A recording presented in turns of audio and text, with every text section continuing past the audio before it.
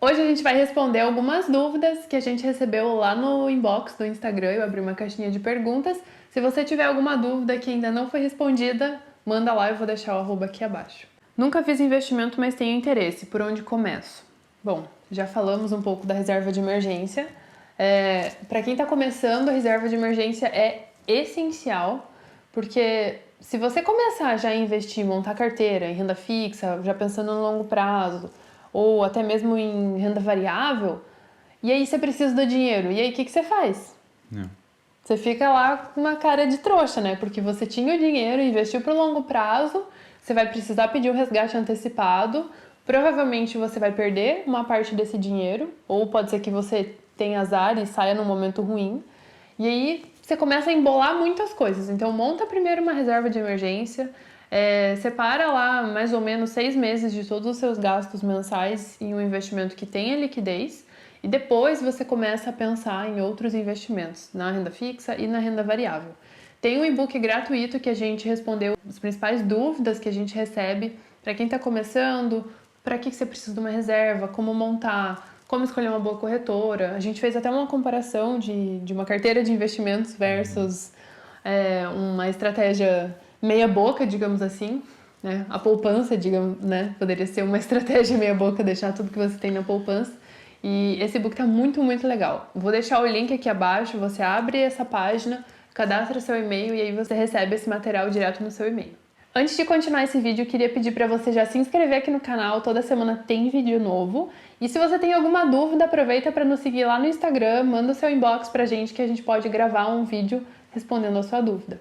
É o passo zero, né? Então é reserva de emergência, mas eu acho que também é você não ter dívidas, né? Porque tem algumas pessoas que querem começar a investir, mas elas têm dívidas. Aí é meio que um conflito é um conflito, não diria um conflito de interesse, né? Mas é um conflito de objetivos, porque se você tem dívida, o seu objetivo número 1 não é investir, o seu objetivo número 1 tem que ser quitar a dívida o quanto antes, porque aí você consegue investir muito mais tranquilamente, né? Você consegue primeiro, você consegue acumular algum capital e segundo, você consegue direcionar esse capital para aumentar o seu patrimônio.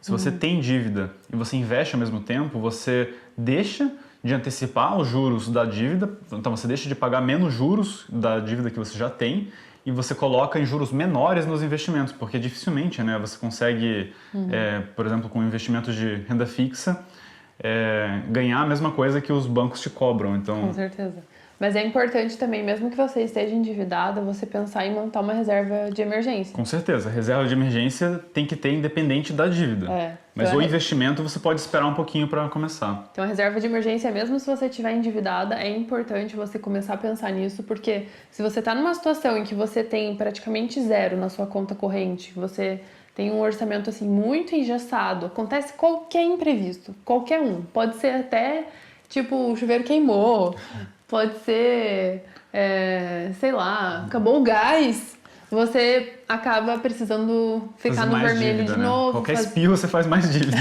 Espirrou, faz dívida.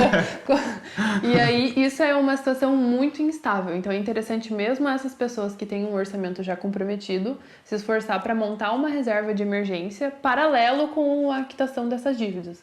Então, se você está endividada, a sua prioridade número 1, como o Luiz falou, é quitar as dívidas, mas para conseguir quitar as dívidas no longo prazo, né, com segurança e com tranquilidade, você precisa da reserva.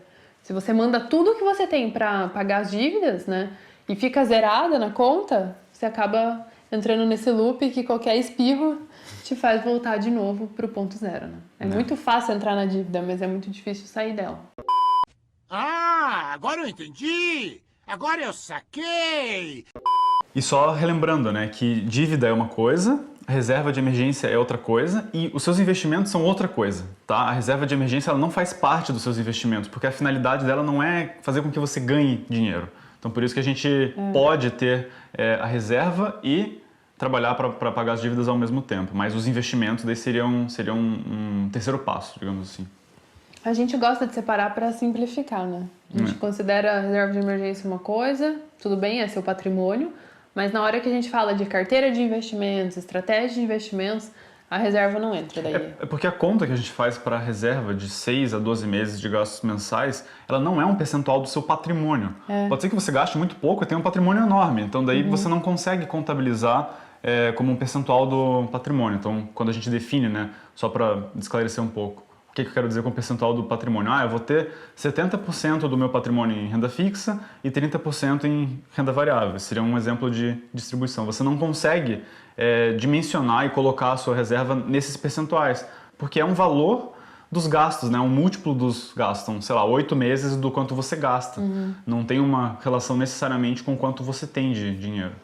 Você até consegue pôr, mas acaba ficando muito complicado. Você precisa fazer ajustes todos os meses. A sua carteira vai mudar todo mês, basicamente, né?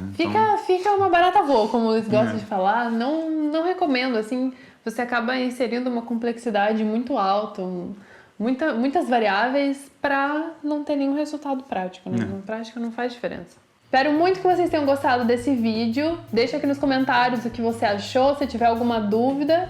E a gente se vê no próximo vídeo. Tchau. Tchau, tchau. Se inscreve, hein?